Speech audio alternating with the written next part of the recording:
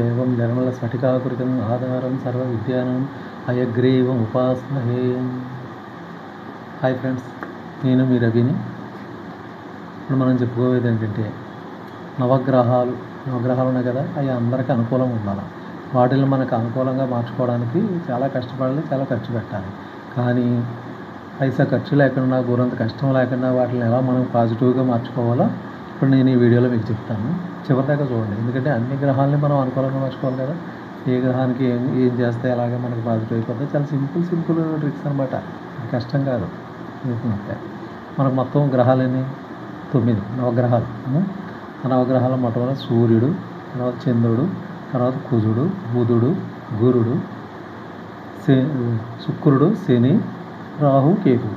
అవునా, 9 గ్రహాలు. ఈ 9 గ్రహాలని మనం ఎంత ఈజీగా మనకు అనుకూలంగా మార్చుకోవచ్చో ఈ వీడియోలో మీకు చెప్తాను. ముందు సూర్యగ్రహం. అవునా, సూర్యుడిని మనం అంటే సూర్యుడు ఏ కారకుడు?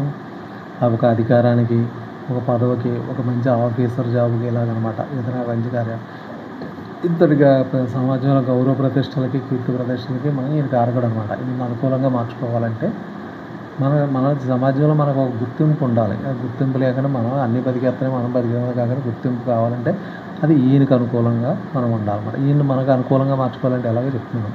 ఏమీ లేదండి, సూర్యగ్రహాన్ని మనకు అనుకూలంగా మార్చుకోవాలి. సింపుల్ టాస్క్ ఒకటి ఉంది, అది చేసుకోగలిగే చాలు. ఏంటంటే సూర్యోదయానికి ముందే మనం నిద్ర లేవడం.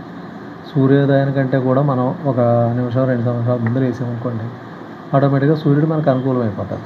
ఇంకా అనుకూలం చేసుకోవాలంటే స్నానం చేసి సూర్య నమస్కారం చేసుకున్నామంటే ఇంకా పూర్తిగా మనం వశం అయిపోతాడు ఆయన మనల్ని ఆదేశించాడు, మనమే ఆయన్ని సాధించవచ్చు అనమాట. అంత అలాగ అనుకూలం అయిపోతాడు మనకు. ఏముంది, మనం ఏదో లేచేదే కథ, అలారం పెట్టుకొని సూర్యోదయానికన్నా ముందు లేసామనుకో చాలు. ఇంకా మీరు దండం పెట్టుకోకపోయినా పర్లేదు అప్పుడు, ఇంకా దండం పెట్టుకుంటే ఇంకా వశం అయిపోతాడు మీకు పాజిటివ్ వేవ్స్ కాదు, మీరు చెప్పినట్టు చేస్తాడు. మీరు ఏదనుకుంటే అది జరిగిద్ది. ఎందుకంటే ఆయనే గ్రహరాజే మీకు వశమైపోయినప్పుడు ఇంకా మీరు కాదనే మీకు జరగని ఏముంటుంది. అవును కదా. నెక్స్ట్ చంద్రుడు మెయిన్ కదా. సూర్యుడు, చంద్రుడు అనేది గ్రహాల్లో మెయిన్ కదా. చంద్రుడు మనఃకారకుడు, మన మనసు. చంద్రుడు ఎవరికి? లక్ష్మీదేవికి సహోదరుడు. లక్ష్మీదేవి బ్రదర్ అనమాట. అయితే ఇల్లు శుభ్రంగా ఉండి అన్నీ నీట్గా ఉంటేనే, బట్టలు నీట్గా ఉండి, మనిషి నీట్గా శుభ్రంగా ఉంటేనే లక్ష్మీదేవి అక్కడికి వస్తుంది. కానీ చంద్రుడు మనస్కారకుడు, ఈయన మనసు శుభ్రంగా ఉండాలి. అదేంటి మనసు శుభ్రంగా ఉండేటంటారా? అదేనండి, వాడికి ఏదో కలిసి వచ్చింది, వీడికి ఏదో ఉద్యోగం వచ్చింది, ఆవిడ ఏదో కట్టుకుంది, ఈవిడేదో వేసుకుంది అని ఇలాంటి ఈర్ష, ద్వేష, రాగద్వేషాలు ఉంటాయి చూసారా, అలాంటివన్నీ మనసును శుభ్రంగా ఉంచాలి. అవన్నీ పోగొట్టుకుంటే, అవన్నీ శుభ్రం చేస్తే మనసు శుభ్రం అవుతుంది. అప్పుడు చంద్రుడు మనకు అనుకూలం మాట్లాడు. రాగద్వేషాలు, ఈర్షాద్వేషాలు, అసూయ, కోపతాపాలు ఇలాంటివి లేకుండా ఉన్నాయంటే చంద్రుడు మనకు అనుకూలం అయిపోతాడు. దానివల్ల ఆయనే కాదు, ఆయన సోదరు కూడా అప్పుడప్పుడు పుట్టింటికి వచ్చి వెళ్తూ ఉంటారు కదా. అలాగే లక్ష్మీదేవి కూడా మన దగ్గరికి వచ్చేటప్పుడు చంద్రుడిని చూడడానికి వచ్చిందంటే ఇంకేం మన ఇల్లు నిండిపోదా? ఒక్కసారి మన వైపు చూస్తే చాలు కదా. ఎందుకంటే చంద్రగ్రహం మెయిన్ అనుకూలంగా చేసుకోవాలి. ఈయన అనుకూలంగా చేసుకోవాలంటే అసలు మామూలుగా ఈశ్వరుడు అభిషేకాలు, ప్రార్థనలు ఇవన్నీ చేయాలి. కానీ మీరు కేవలం మీ మనసులో ఉన్న ఈ రాగద్వేషాలు, కానీ ఒకటి ఎన్నైనా చేయగలం, మనసులోంచి తీయడమే చాలా కష్టం. కానీ తీసేయగలిగితే చంద్రుడు మనకు వశం అవుతాడు. చంద్రుడు మన ఇంట్లో ఉన్నాడంటే లక్ష్మీదేవి పుట్టింటికి వచ్చినట్టు వస్తుందండి మన ఇంటికి కదా. ప్రయత్నించండి. ఈర్ష్యాద్వేషాలు, అసూయ ఇలాంటివి మానేయండి. మన గురించి మనం ఆలోచించుకుంటాం. మన గురించి, మన ఫ్యామిలీ గురించి, మన పిల్లల గురించి ఆలోచించుకోవడం మొదలెట్టామంటే ఎదుటి గురించి ఆలోచన రాదు మనకి. అప్పుడు హ్యాపీగా లక్ష్మీదేవి పుట్టింటికి వచ్చినట్టు వస్తుంది మన ఇంటికి. ఏం కావాలి ఇంకా అంతకన్నా మనకి. ఇకపోతే కుజుడు ఎవరండి? ఆయన భూమి పుత్రుడు, భూమాతకు జన్మించారు. ధరణీ గర్భ సంపుత్రుడు అనమాట. ఆయన భూమికి పుత్రుడు. ఈయన్ని మనం వశం చేసుకోవాలంటే చాలామంది దోషాలు అవి ఉంటుంటాయి. అసలు ఈయన వశం చేసుకోవడం చాలా ఈజీ. అంటే ఇప్పుడంటే లేవు, కానీ ఇంతకుముందు ఇళ్ళలో ఇల్లు ఉంటాయి, ఇంటికి ముందు వాకిలని అవన్నీ ఉండేవి కదా. మ్యాక్సిమం ఆడపిల్లలకి ఎందుకంటే ఆ వాకిలు పెడతా చక్కగా వాకిలు తుడిసి కళ్ళాపు చల్లి ముగ్గులు వేస్తూ ఉండేవారు. అలాగా ఎంత అందంగా ముగ్గులు వేసి అక్కడ ఉన్న భూమిని ఎంత అందంగా అలంకరిస్తే ఆ భూమాత అంతా మంచి బ్రతికిస్తుంది అనమాట. ఆడపిల్లలకు కానీ మగపిల్లలకు కానీ అలాగే. ఎందుకంటే ఆడపిల్లకి ఇస్తే చాలు, ఆడపిల్ల ఏ ఇంటికి వెళ్తే ఆ ఇంటికి ఆ కుజానుకూలం ఉంటుంది కదా, ఆ భర్తకి అన్ని రకాలు కలిసి వస్తుంది అనమాట. అందుకని ఆడపిల్లకి పెట్టారు పని. భూమాతని ఎంతగా అలంకరిస్తే అంత అందమైన బ్రతుకు వస్తుంది. కుజ దోషాలు ఉన్నా, ఏ దోషాలు ఉన్నా అన్నీ అన్నీ అన్నీ పటాపించలేకపోతాయి అనమాట భూమిని అలంకరిస్తూ ఉంటాయి. ఈ రోజు ఇప్పుడు లేవు, అందుకనే అంతంత మాత్రం అయిపోతున్నాయి, 3 నెలల ముచ్చట అయిపోతున్నాయి ఆడపిల్లల బతుకులు. ఇంతకుముందు చక్కగా పొద్దున్నే లేచి చదువులు అవి మామూలే, కానీ ఈ లోపల నోట్లో బ్రష్ పెట్టుకుని వెళ్ళి వాకిలు తుడిసి కల్లాపు చల్లి స్నానానికి ముందే చిన్న ముగ్గెట్టి స్నానం చేయడం ఇలాంటివి చేసేవారు. ఇప్పుడు అలాగే లేదు. లెగడమే, ఇప్పుడు లెగడం, బెడ్ కాఫీ తాగడం, సెల్లో ఇయర్ ఫోన్స్, ఈ ఈ తతంగంలో ఇదే అఫీషియల్ ఇదే బతుకన్నారు అని ఫీల్ అయిపోతే ఇలాగ ఉండిపోతున్నారు. అది కాకుండా మగపిల్లలు చేసే ఇంకో దోషం ఉంది. ఇప్పుడు లాలాజలం అనేది మనకి అమృతం లాంటిది. అది మనం నోటిని శుభ్రం చేయడమే కాకుండా మనం తిన్నా ఎరగడానికి, ఫ్రీగా పొద్దున్నే గురి మోషన్ అవ్వడానికి వాటికి కూడా నోట్లో లాలాజలం ఊరుతూ ఉంటుంది. అది లోనకి మింగాలి, అంతేగాని అవసరం లేకపోతే తుక్కు నుంచొని అక్కడ 10 సార్లు ఊయడం అది చేస్తూ ఉంటారు. అలా ఊసిన నువ్వు మల విసర్జన, మూత్ర విసర్జన చేసినా తల్లి భరించదు. ఎందుకంటే అవన్నీ భూమిలోంచి వచ్చాయో మళ్ళీ భూమిలో తీసుకుంటుంది. నీ ఆరోగ్యం కోసం నీకు ఇప్పుడు ఎవడన్నా నీ మీద ఊసేవాడు అనుకోండి, నువ్వు ఏ రంగం ఫీల్ అవుతావు, ఎలా వాడి మీద పగబట్టావా? అలాంటప్పుడు ఆ భూమాత మీద నిన్ను భరించి, నిన్ను పుట్టినకాడి చచ్చే వరకు చచ్చిన తర్వాత కూడా ఆవిడలోనే భరిస్తూ ఉంటుంది.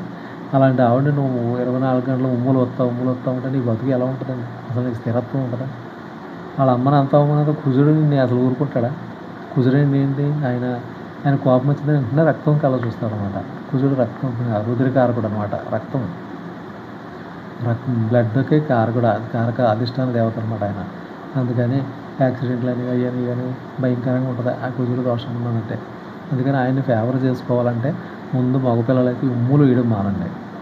ఆడపిల్లలైతే చక్కగా ఉన్నంతలోనే ఏదో చింతమేళన్నా ఉన్నారన్నా చక్కగా శుభ్రం చేసి జనవరి 1కి వాటికి పాశ్చాత్య పండుగలకి శుభ్రాలు చేయడం కాదు, కొంచెం ప్రతిరోజు కథ తీసి చిన్న ముగ్గు వేసి మీకు వీలున్నంతలోనే వేసి భూమిని అలంకరించాలి. అపార్ట్మెంట్లో అక్కడెక్కడ కాకుండా నేలని కల్లాపు చల్లి బేమాంది అలంకరించగలిగితే నీ జీవితం చాలా బాగుంటుంది. నీకు వచ్చే మొగుడు ఏంటి అయ్యేంటి అంత అందంగానే బ్రతికిస్తుంది భూదేవి. కుజదోషంతో ఆడపిల్లల పెళ్ళి అయ్యి కాదు, కానీ భూమిని అలంకరిస్తే కుజదోషం కూడా పోతుంది. ఎందుకంటే కుజుడు వాళ్ళ అమ్మాయి నువ్వు అంత జాగ్రత్తగా చూసుకుంటే ఆయన నీకు వశమైపోతాడు. ఈ కుజుడిని అనుకూలంగా చేసుకుంటే రియల్ ఎస్టేటు వ్యాపారస్తులు ఉన్నారంటే వాళ్ళకి బ్రహ్మాండంగా కలిసి వస్తుంది. వీళ్ళు ఎలాగే చేయలేరు, వీళ్ళ భార్యలు ఉంటారు, వీళ్ళ తల్లులు ఉంటారు కదా ఇంటి దగ్గర భూమాతను అలంకరిస్తూ ఉంటే వాళ్ళు చేసే పనికి ఆ కుజుడు అనుగ్రహం ఈయన మీదకి ఇస్తాడు అనమాట. ఆ ఇంట్లోకే కదా ఈయనకి అది కలిసి వస్తే అలాగే తినేది. అందుకని బయటికి వెళ్ళిన మగవాడికి కలిసి వచ్చేటట్టుగా ఉంటుంది. కుజుడిని వశం చేసుకోవాలంటే చక్కగా భూమాతను ఎప్పుడు ఉమ్ములు అవమానించకుండా ఉంటే చాలు, కుజుడు అనుకూలంగా మారుతాడు అనమాట. నెక్స్ట్ బుధుడు. ఇది చాలా సౌమ్యమైన గ్రహం అన్నమాట.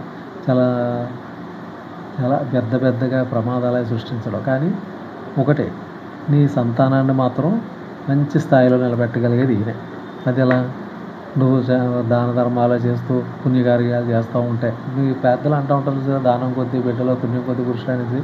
అలాగే మీరు దాన ధర్మాలు చేస్తూ ఎక్కడికో ఎవరికో వెళ్ళి దానం చేయవలసిన లేదు, ఎవరికో సాయం చేయవలసిన లేదు. నీ ఫ్రెండ్సే ఉంటారు. ఒక్కొక్కసారి వాళ్ళకి అప్పుల బాధ ఇంకోటి లేకపోతే ఏదో హాస్పిటల్ ఖర్చు ఏదో వస్తుంది. వచ్చి పీకల మీదకి వచ్చినప్పుడు గబుక్కుని నువ్వు వెళ్ళి ఆదుకున్నావు అనుకో, ఆ పుణ్యం రేపొద్దున నీ బిడ్డలకి వస్తుంది అనమాట. అదే బుధుడు చేసేది ఏంటంటే, నువ్వు చేసిన ప్రతిఫలం నీకు ఇవ్వడం, నీ సంతానానికి ఇస్తాడనమాట బుధుడు. ఆయన అనుకూలంగా చేసుకోవడం అంటే, ఎప్పుడన్నా నీకు సంతానం ఎడదారి పడుతుంది, అటు ప్రయోజకుడు అవ్వలేదనుకుంటే నువ్వు చేయాల్సిన పరిష్కారం వెళ్ళి గుడికి వెళ్ళి బుధుడికి యాగయజ్ఞాలు చేయవలసిన లేదు. నీకు అక్కడ అంగవైకల్యం తోటో ఇంకోటో లేకపోతే ఏది చేతిలో డబ్బులు లేక ఏదో చేయలేక పిల్లలు చదువుకోలేక హాస్పిటల్లో ట్రీట్మెంట్ చేయించుకోలేకుంటారు. వాళ్ళకి ఎంతో కొంత నీకు సాయం అంత చేతనైనంత సాయం చేయగలిగే అనుకో, బుధుడు అనుకూలంగా అవకాశిస్తాడు నీకు. నువ్వు చేసిన దాన ధర్మాలు రేపొద్దున మనం భూమి మీద లేనప్పుడు మన బిడ్డలకి కష్టాలు వచ్చినా ఈ పుణ్యం వాళ్ళకి ఆస్తుంది. బుధుడు అడ్డు పెట్టుకొని నీ అకౌంట్లో ఉన్న పుణ్యం నీ బిడ్డను, అదే ఏదైనా ఆపదలోంచి బిడ్డ అక్కడ తప్పించుకున్నాడు అనుకో, ఒక్కనే ఎవరైనా పిల్లడు, నీ తల్లిదండ్రులు చేసుకున్న పుణ్యం నేను కాపాడింది అంటారు. అందుకని ఆడు చేసుకున్న పుణ్యం ఆడికి కాపాడిందని ఎవరు అంటారు. తల్లిదండ్రులు చేసిన పుణ్యమే బిడ్డలను కాస్తారు. అది బుధగ్రహం మన పుణ్యాన్ని మన బిడ్డల కోసం అలాగా సర్దుతాడనమాట. అది బుధుడిని మనం అనుకూలంగా చేసుకోవాలంటే కొంచెం దాన ధర్మాలని పుణ్యం హెల్పింగ్ నేచర్ అనేది ఉండాలన్నమాట మనకి. తర్వాత ఇంకా మోస్ట్ పవర్ఫుల్ గురుగ్రహం. తర్వాత గురువు అంటే బృహస్పతి, జూపిటర్ చాలా పెద్ద గ్రహం, గ్రహాలన్నింటిలో పెద్దదే.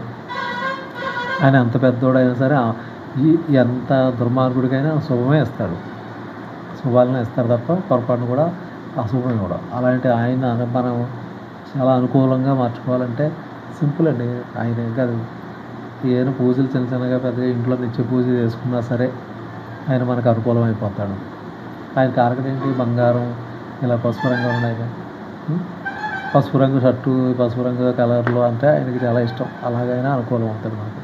గురువు పెద్దలను గౌరవించడం. ఇప్పుడు గురువు గారు ఉన్నారనుకో, గురువుని గౌరవించడం, గురువుని పూజించడం. అంటే మాస్టర్లు, మనం టీచర్స్ మాస్టర్స్ ఉంటాం కదా, వాళ్ళని గౌరవంగా చూడడం. వాళ్ళకి తోకలెట్టడం, వెనకాల అయ్యో పైర్లెట్టడం అని చేయకుండా వాళ్ళని గౌరవించి వాళ్ళ ఆశీర్వాదం తీసుకుంటూ ఉంటే గురువు మనకి ఎప్పుడు అనుకూలం. బృహస్పతి తండ్రి మాట జవదాటకుండా ఉండడం, ఇవన్నీ కూడా బృహస్పతికి అనుకూలమైనవి అన్నమాట. ఇవన్నీ కాకుండా ఇంకా ఈజీగా మళ్ళీ అవన్నీ ఆయనకి రకంగా గౌరవించడం అంటే అందరూ చదువుకున్న వాళ్ళు ఉంటారు కదా గురువులు ఉండడానికి. అలా కాకపోతే మనం బయటికి వెళ్ళినప్పుడు ఆవు దూడలు అలాగే వదిలేస్తారు, రోడ్లను తిరుగుతూ ఉంటాయి. వాటికి ఏమైనా చిన్న గ్రాసం పెట్టడం, లేకపోతే నీ జేబులో దువ్వెన ఉంటుంది, ఆ దువ్వెంత ఆ మెడ మీద అక్కడ అలా దూవుతూ ఉండడం. అంటే గోసేవ చేసావంటే గురువు నీకు వశమైపోతాడు. నువ్వు ఏమి ఇమ్మంటే అది ఇస్తాడనమాట. గోసేవ అంటే కృష్ణుడు ఆ గోవులను నాటిని పాలించా ఇది చేయడం వల్ల ఆయన గురుబలం ఎక్కువగా ఉండి ఏదంటే అది చేయగలిగాడు. ఆయన దేవుడైనా సరే గ్రహాలను అనుకూలంగా చేసుకోవడానికి ఆయన పాటలో ఆయన పడ్డాడు. అంటే గురువు ఒక్కడ అనుకూలం ఉన్నాడంటే అన్నీ సాధించేసినట్టు అంటారు. అందుకని గురువు గోసేవతో గురువు ఇంకా మనకి మన ఒళ్ళో కూర్చుంటాడు వచ్చి ఇంకా గురువు అప్పుడు. సో అంటే గురువు ఆయన ఒక మన ఒళ్ళో కూర్చున్నట్టే శుభాలన్నీ మన దగ్గర ఉన్నట్టే అవును కదా. గురువు గ్రహాన్ని అనుకూలం చేసుకోవాలంటే ఆవులకి ఏదో పెట్టడం. ఆవు అంటే ఆవే కదండి, ఆవు దగ్గర ఉన్న ఎద్దులు ఉంటాయి నంది, వాటికి కూడా అది దానికి సేవ చేసిన గురుగ్రహం మనకు అనుకూలమే. ఇకపోతే గురువు తర్వాత శుక్రుడు. గురువు అది బృహస్పతి ఏమో దేవతల గురువు, దేవతలకి. శుక్రుడేమో రాక్షసుల గురువు. శుక్రుడు ఈయన మనం వశం చేసుకొని చాలా ఈజీ. శుక్రుడు మనకు వశం అవ్వాలంటే శుక్రుడు కానీ మనకు వశం అయ్యాడంటే రాజయోగాలు ఇస్తాడనమాట. రాజయోగాలు. ఇప్పుడు చూడండి, మన జగన్ గారు ఉన్నారు, ఆయనకి వాళ్ళ చెల్లి ఆయన జైల్లో ఉన్నా సరే ఆవిడ 1 సంవత్సరం 2 సంవత్సరాలు పాదయాత్ర చేసి ఆయనకి ఎంత రాజయోగాన్ని ఇచ్చారు ఎలక్షన్ అనేది. అంటే ఎగ్జాంపుల్ చెప్పాను. శుక్రుడు ఆడబడుసు కారకుడు అనమాట. నీకు అక్క కానీ చెల్లి కానీ ఉన్నారనుకో, వాళ్ళ కన్నీరు పెట్టకుండా వాళ్ళని బాధ పెట్టకుండా నువ్వు చూసుకోగలిగితే శుక్రుడు నీకు వశమైపోతాడు. ఒకవేళ నాకు అక్క చెల్లులు లేరండి, నేను అన్నదమ్ములు ఇద్దరు అన్నారనుకో, అప్పుడు బ్యాన్ వస్తా. ఇంటి ఆడపడుచు మాత్రమే శుక్రగ్రహానికి అనుకూలంగా ఉంటుందన్నమాట. ఇప్పుడు కూడా ఆడపడుచు బాధపడుతుందేమో అని చూసేది. ఎందుకంటే ఆడపడుచు కన్నీళ్ళు పెట్టినా బాధపడినా అంటే తను వేరేగా అత్తారింట్లో సఫర్ అవుతున్నా సరే ఇక్కడ మనకి ఇబ్బందులు కలుగుతాయి ఎక్కడ కూడా. ఎందుకంటే ఆడపిల్ల ఏదైనా అడిగితే అల్లుడు ఏమైనా ఇబ్బంది పెడతాడా అంతంత కోరిందల్లో ఎందుకు ఇస్తారంటే అక్కడ ఆడపిల్ల బాధపడకూడదు. ఆడపిల్ల బాధపడుతుందంటే మనకు ఆస్తి ఐశ్వర్యాలు సుఖశాంతులు అన్నీ కూడా మన ఇంట్లో నిలబడి ఉంటాయి.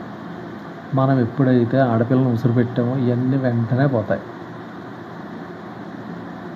అందుకనే చెల్లి ఉన్నా అక్క ఉన్నా సరే చాలా ప్రాణంగా చూసుకోండి. వాళ్ళు ఏం పెట్టేమని అంటారండి, మీరు అన్నయ్య అని చెప్పుకుంటే అత్త వెళ్ళి ప్రేమగా పలకరించారంటే చాలు నిండిపోతుంది ఆడపిల్ల. ఏం అవసరం లేదు. నా పుట్టినరోజు నన్ను ఇలా పలకరించి నా మొబైల్లో నన్ను చూడడానికి వస్తున్నాడు అని ఫోన్ చేసి పలకరించిన ఆడపిల్ల నిండిపోద్ది అనమాట. అంత ప్రేమతో ఉంటుంది పుట్టింటి మీద ఆడపిల్ల. అదే ఫోన్ కూడా చేయకుండా మీరు బిజీ అయిపోయారనుకో, అక్కడ కనీసం పట్టించుకోవట్లేదన్నా ఇది ఆడపిల్లకి వచ్చి అక్కడ బాధపడదంటే నువ్వు ఎన్ని వ్యాపారాలు ఎన్ని చిందులు గన్నీలు చేసినా ఏది కలిసి రాదు. ఆడపిల్ల అంటే శుక్రుడు మనకి అన్ని రకాలుగా కలిసి రావాలంటే శుక్రుడు అనుగ్రహించిన లక్ష్మీ వర్షంలో కురుస్తుంది మనకి. అందుకని ఆడపిల్లని అంత ఇదిగా చూసుకోవాలి. అంటే ఆడపడుచుని, ఆడపిల్ల అంటే నీ కూతురుని కాదు, నీ చెల్లెలు నీ అక్కనే అలా చూసుకోవాలి. బయట ఎవరైనా తగిలినా సరే అక్కలాగానో చెల్లిలాగానో చూసుకోమంటారు. ఎందుకంటే నీకు కలిసి వచ్చేందుకే అవన్నీ. అందుకే ప్రతి ఊళ్ళో ఏదో టీచ్ చేసి ఏడిపించడం అది చేస్తుంటే నీకు లేనిపోని దోషాలు తగిలి ఉన్నాయన్నీ పోయి నీ వెలుగంతా నాశనపోయి నువ్వు ఆరిపోయిన అగరబత్తిలాగా అయిపోతావు అందుకని ఆడపడుచులను గౌరవించు. నెక్స్ట్ శుక్రుడు అయిపోయాడు కదా, ఆయనే ఈజీగా నీ చెల్లెళ్ళ నాటిని సంతోషంగా వాళ్ళని సంతోషం చూసుకుంటే నీకు శుక్ర అనుగ్రహం కలిగింది. ఎటువంటి పూజలు యాగాలు చేయవలసిన. తర్వాత అతి మేమందరం భయపడే గ్రహం శనీశ్వరుడు, 7వ గ్రహం సాటర్న్. కానీ ఈయన చూడడానికి భయం అండి, మనం తలుసుకోవడానికి భయం. అంతేగాని శనీశ్వరుడు అసలు ఒక మనిషిని అమాంతం నైట్కి నైటే సెలబ్రేటింగ్ చేసేసి ఒక 2-3 రోజులైనా కోటీశ్వరుడు చేసేసేది శనీశ్వరుడే. ఆయనకున్నంత కరుణ ఇంకెవరికి ఉండదు. కాకపోతే ఏంటంటే నిన్ను బాధిస్తున్నాడంటే నువ్వు చేసిన తప్పులు ఉంటే వాటి కర్మఫలం నీకు ఇస్తూ ఉంటాడన్న. తప్పులు చేయకుండా ఉంటే నీకు అన్నీ నువ్వు చేసిన ఫలం, నువ్వు మంచి పని చేసావనుకో, ఒక కుక్కను కొట్టావనుకో, దానికి అది పడిన బాధ ఏమన్నా ఉంటే ఆ బాధ నీకు ఏళ్ళు నడిచిలో ఉండగా నీకు ఆ బాధ ఏదో బండి మీద పడో ఏదో ఆ బాధ తెలిసిపోద్ది నీకు. లేదా ఏదో యాక్సిడెంట్ అయిపోవడం ఉన్న కుక్కనో అవును అదేమో దాన్ని కొంచెం సఫర్ చేసి దాన్ని ఏదో కొంచెం సేవ్ చేసి యువతలు పెట్టామనుకో, నీకు అది ఇంకోటి రకంగా ఫేవర్గా అయ్యింది. నీకు ఎక్కడ డబ్బులు వెళ్ళే జనాలు ఎవరైనా వచ్చి నిన్ను రక్షించి హాస్పిటల్ చేర్చడం ఎలా ఉంటాయి. శనీశ్వరుడు దానికి రెట్టింపు ఫలితం ఇస్తాడు నువ్వు చేసిన జన్మదైనా సరే. ఈయన ఫేవర్గా చేసుకోవాలంటే ఏం చేయాలంటే మీ ఇంట్లో మీ తల్లిదండ్రులు, మీ తాత మామలు, అంటే నానమ్మ తాతయ్య, అమ్మమ్మ తాతయ్య అలా ఉంటారు కదా, అలాంటి పెద్దలకి సేవలు చేస్తూ ఉండాలి. అలాగే సేవలంటే ఏం చేస్తామండి పెద్ద మనం అలాగే లేచేటప్పుడు ఏదో అందిమ్మంటే అందేవడం. అలాగే ఏంటంటే అక్కడ నుంచొని వెళ్ళి మంచినీళ్ళు తెచ్చుకుని ఓపిక కూడా ఉండదు కదా. మంచినీళ్ళు ఎవరా అంటే ఇసుక్కోకుండా వెళ్ళి మీరు ఎంత సేవ చేసినా ఇసుక్కున్నారంటే దానివల్ల ఫలితం ఉండదు. ప్రేమగా చెయ్యాలి. నీకు ఎందుకు దాని నువ్వు కూర్చొని నేను చెప్తాను అని చెప్పి చేసేటట్టు ఉండాలి ప్రతిదీ. మొత్తం అదే తల్లిదండ్రులు కూడా అలాగే చేయడం ఇలా చేస్తుంటే నువ్వు ఆయన్ని ఎంత ఫేవర్గా మారిపోతాడంటే, ఇది ఒకటి శనీశ్వరుడికి ఇంకోటి ఉందండి. ఆయనకి సపరేట్గా పూజలు ఉండవు. నువ్వు నడుస్తూ ఉంటాయి, నువ్వు నడుస్తుంటే ఆ నడకే శనీశ్వరుడు పూజ. ఇప్పుడు చూడండి మన రాజకీయ నాయకులందరూ పాదయాత్రలు చేసే అధికారాలు సాధించారు. ఆ నడక అనేది శనీశ్వరుడు పూజ. ఎందుకంటే ఆయన మోకాల కారకుడు. శనీశ్వరుడు రక్తానికి కారకుడు, అది కుజగ్రహం రక్తానికి కారకుడు అయిపోయి ఈయన అలాగే మోకాల కారకుడు అనమాట. నువ్వు పాదయాత్ర చేసి అదే నడుస్తూ ఉన్నావంటే ఈయన పూజ శనీశ్వరుడు పూజ జరుగుతున్నట్టు అనమాట. అదే ఇప్పుడు కుర్రోళ్ళు ఉన్నారంటే కానీ పాస్ పోసుకోవాలని బండి వేసుకెళ్ళి వస్తున్నారు. అది కరెక్ట్ కాదు కదా. అంటే అది ఆడు కరెక్ట్ కాదు, మనం చెప్పకపోవడం మన తప్పు, ఆడికి తెలియదు. అలా కాదురా ఆ బండి ఏం తీసుకెళ్ళి ఉన్నాయని వాస్తులు నాశనం చేసుకోకన్నా కొంచెం అంత అవసరం. ఊళ్ళో ఉన్నంతసేపు నడిచి తిరిగి చేసుకోండి పనులు. ఊరు దాటి లేదు బండి తీయండి. ఎందుకంటే అంత దూరం నడవలేం కాబట్టి ఊళ్ళోనే పనులు నడిచి చేసుకోవచ్చు, చక్క పెట్టుకోవచ్చు. అంటే ఎమర్జెన్సీ అయితే బండి తప్పదంట, అవసరం బట్టి నీటిని బట్టి ఉంటుంది ఏదైనా. నడక నడుస్తున్నా సరే శనీశ్వరుడు మనకోవాలి. ఇంకా మీరు చెప్పింది శనీశ్వరుడు ఆలకించాలంటే మీరు తల్లిదండ్రుల్ని ఇంకా ఇంట్లో ఎవరైనా ఇంకా ముసలివాళ్ళు పెద్దవాళ్ళు ఉంటే వాళ్ళకి సేవ చేసుకున్నారంటే ఈయన మీ సేవ చేస్తాడు. శనీశ్వరుడు మీకు సేవ చేస్తాడు. తర్వాత మీ భవిష్యత్తు అంతా బంగారు పడి చేసేస్తాడు. ఏ కష్టం లేదు. మీరు ఆ పెద్దవాళ్ళని ఎంత కష్టం లేకుండా చూసుకుంటారో ఈయన మీకు అంత కష్టం లేకుండా చూస్తాడనమాట శనీశ్వరుడు. ఇలాగా ఈ తర్వాత ఇంకేంటి, శనీశ్వరుడు తర్వాత రాహుకేతువులు ఉన్నారు, 2 గ్రహాలు ఉన్నాయి. వీళ్ళ ఛాయాగ్రహాలు అనమాట. అంటే వీళ్ళు తిరుగుతున్నాగా ఏ గ్రహం దగ్గర ఉంటే ఆ గ్రహ ఫలితాలు ఇచ్చేస్తారు. ఇప్పుడు మనం ఈ గ్రహాలన్నింటినీ అనుకూలం చేసుకున్నాం అనుకో, వాళ్ళు అనుకూలమైన ఫలితాలు ఇస్తారు. వీటిలో ఏ గ్రహం మనకి యాంటీగా ఉందనుకో, వీళ్ళు ఆ గ్రహం దగ్గరికి వెళ్ళినప్పుడు అది యాంటీగా ఇస్తుంటే వాళ్ళు యాంటీ ఫలితాలు ఇచ్చేస్తారు.